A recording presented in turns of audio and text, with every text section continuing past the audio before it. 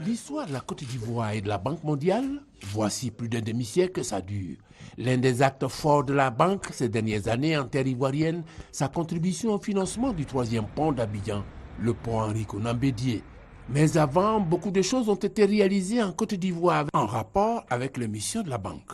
Créer les conditions pour que la richesse soit bien générée dans le pays, mais surtout que cette richesse soit bien partagée. Afin, et ça c'est le deuxième objectif, que la pauvreté soit combattue et éliminée. Fort de ces éléments, faisons le retour sur le parcours 1963-2015. 1963, Henri Konan Bédié, alors ambassadeur de la Côte d'Ivoire aux États-Unis, signe l'accord de coopération Côte d'Ivoire-Banque mondiale en compagnie de George Woods, quatrième vice-président. Avec cet accord, la banque s'engage à intervenir dans les secteurs clés de l'économie ivoirienne en pleine expansion dans la fourchette 1960-1979. Dans le domaine du cacao, pas dans celui du café, dans le domaine du coton, dans tout ce qui est culture qui a amené la diversification et l'exportation, que ce soit par le financement des infrastructures ou par le financement des opérations de production. Et la Banque mondiale est intervenue de manière positive. Les impacts de cette période sont aujourd'hui palpables. C'est grâce à VIA que j'ai fait tout ce que vous voyez là. Même les dalles qui est là, même la voiture qui est là, même le personnel qui est là.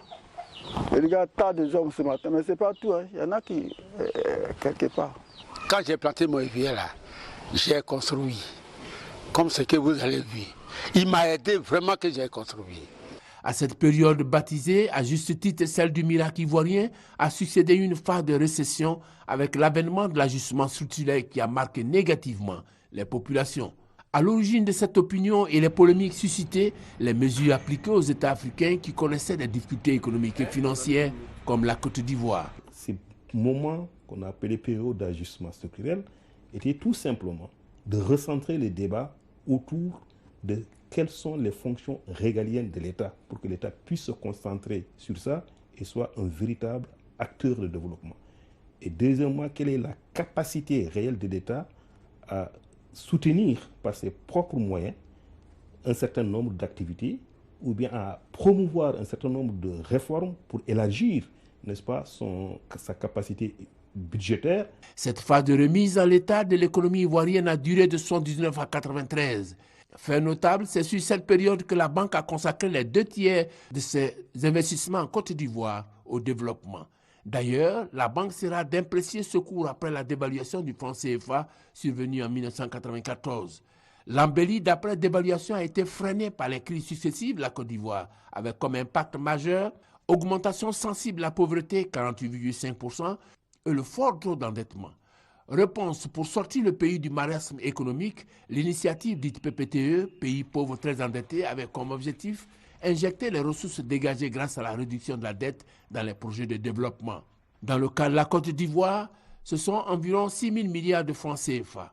Aujourd'hui, la Côte d'Ivoire est dans une phase ascendante et les contributions de la banque sont les plus significatives des bailleurs de fonds. Le groupe de la Banque mondiale est premier au niveau des engagements des multilatéraux en Côte d'Ivoire. Ça, c'est le premier point. Le deuxième point, au niveau donc des dons, c'est l'Union européenne qui passe avant. La Banque mondiale, c'est 26% des dons. L'Union européenne fait plus. Nous sommes satisfaits, très satisfaits, de l'appui donc, du coup, de la Banque mondiale au niveau de la Côte d'Ivoire. De 1960 à ce jour, ce sont 230 projets qui ont été réalisés pour plus de 7 milliards de dollars. Argumentaire de cette sollicitude singulière, la Côte d'Ivoire est un laboratoire pour l'institution. Ce sont des relations qui sont basées sur un apprentissage mutuel par vraiment une expérience qui nous a permis d'enrichir notre travail, nos interventions dans les autres pays africains. Voilà qui augure d'un lendemain meilleur et la jeunesse est invitée à jouer sa partition en toute responsabilité.